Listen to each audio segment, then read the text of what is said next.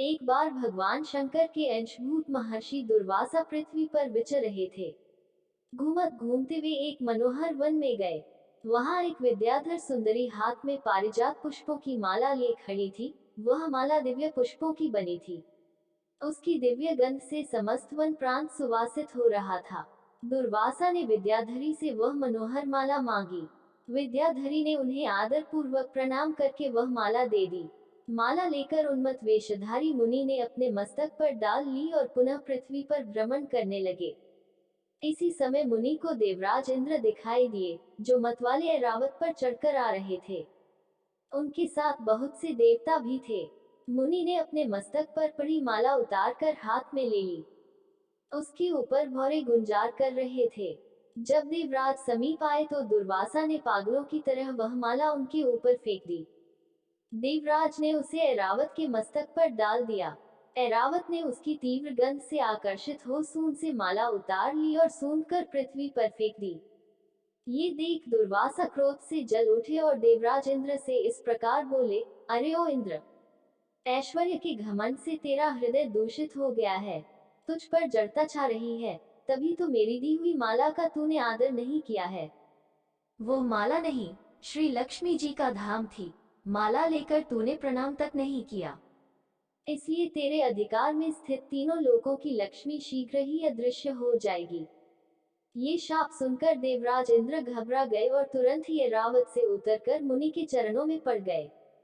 उन्होंने दुर्वासा को प्रसन्न करने की लाख चेष्टाएं की, किंतु महर्षि तस से मज न हुए।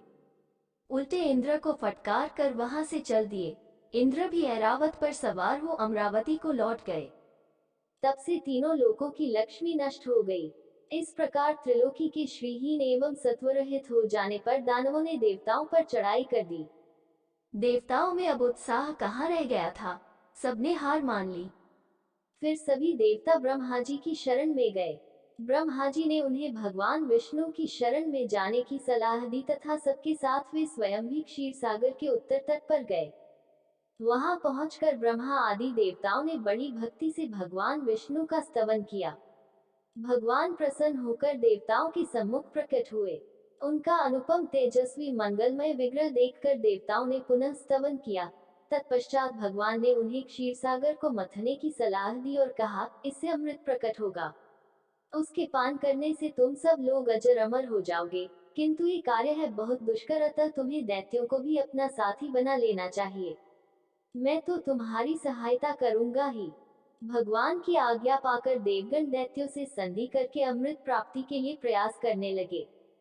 वे भांति भांति की औषधियां लाए और उन्हें क्षीरसागर में छोड़ दिया। फिर मंद्राचल पर्वत को मथानी और वासुकी नागराज को नैतिक रस्सी बनाकर बड़े वेग से समुद्र मंथन का कार्य आरंभ किया। भगवान ने वासुकी की पूंछ की ओर देवताओं को और मुख की ओर दैत्यों को लगाया। मंथन करते समय वासुकी की निश्वासाग्नि से झुलसकर सभी दैत्य निस्तेज हो गए और उसी निश्वास वायु से विक्षिप्त होकर बादल वासुकी की पूंछ की ओर बरसते थे, जिससे देवताओं की शक्ति बढ़ती गई। भक्त वत्सल भगवान विष्णु स्वयं कच्छप रूप धारण कर क्षीरसागर में घूमते हुए मंद्राचल के आधार बने हुए थे। वे ही एक रूप से देवताओं में और एक रूप से दैत्यों में मिलकर नागराज को खींचने में भी सहायता देते थे तथा एक अन्य विशाल रूप से, जो देवताओं और दैत्यों को दिखाई नहीं देता था, उन्होंने मंद्राचल को ऊपर से दबा रखा था। इसके साथ ही वे नागराज वासुकी में भी बल का संचार करते थे और देवताओं की भी शक्ति बढ़ा रहे थे। इस प्रकार मंथन करने पर क्षीरसागर से क्रमशः कामधेनु, वारुणी देवी, कल्पवृक्ष और अप्सराएं प्रकट हुई। इसके बाद चंद्रमा निकले, जिन्हें महादेव जी ने मस्तक पर धारण किया।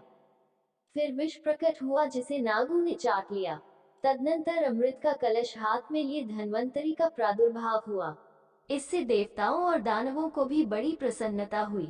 सबके अंत में क्षीर समुद्र से भगवती लक्ष्मी देवी प्रकट हुई।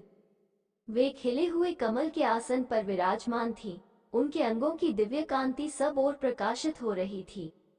उनके हाथ में कमल शोभा पा रहा था। उनका दर्शन कर देवता और महर्षिगण प्रसन्न हो गए। उन्होंने वैदिक श्री सूक्त का पाठ करके लक्ष्मी देवी का स्तवन करके दिव्य वस्त्राभूषण अर्पित किए। वे उन दिव्य वस्त्राभूषणों से विभूषित होकर सबके देखते देखते अपने सनातन स्वामी श्री विष्णु भगवान के वक्षस्थल में चली गई। भगवान को लक्ष्मी जी के साथ देखकर देवता प्रसन्न हो गए। दैत्यों को बड़ी निराशा हुई। उन्होंने धन्वंतरी के हाथ से अमृत का कलश छीन लिया, किंतु भगवान ने मोहिनी स्त्री के रूप से उन्हें अपनी माया द्वारा मोहित करके सारा अमृत देवताओं को ही पिला दिया। तदनंतर इंद्र ने बड़ी विनय और भक्ति के साथ श्री लक्ष्मी जी ने देवताओं को मनोवांछित वरदान दिया। इसी दिन समुद्र मंथन के समय क्षीर सागर से लक्ष्मी जी प्रकट हुई थी और भगवान विष्णु को अपना पति स्वीकार किया था। कथा इस प्रकार है।